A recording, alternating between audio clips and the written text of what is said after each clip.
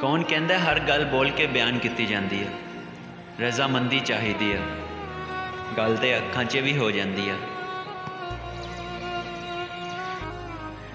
ये मेरा ज़र्फ था कि मैंने उसे छोड़ दिया, वरना लोग तो सांपों को मार दिया करते हैं।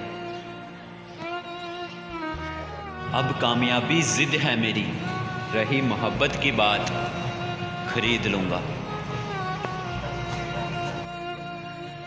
देखना एक दिन तुझे खबर आएगी कि जिनकी तुम जान हुआ करते थे, आज वो जान से हाथ धो बैठे हैं।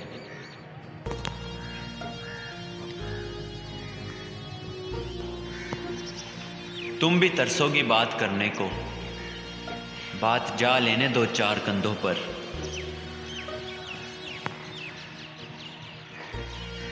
क्या गलती है यार मेरी, क्यों इतनी सज़ा दे रहे हो?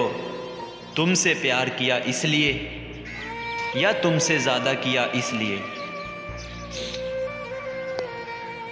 कहता उसकी गली में मुझको जाना नहीं, कि उसकी गली में मुझको जाना नहीं।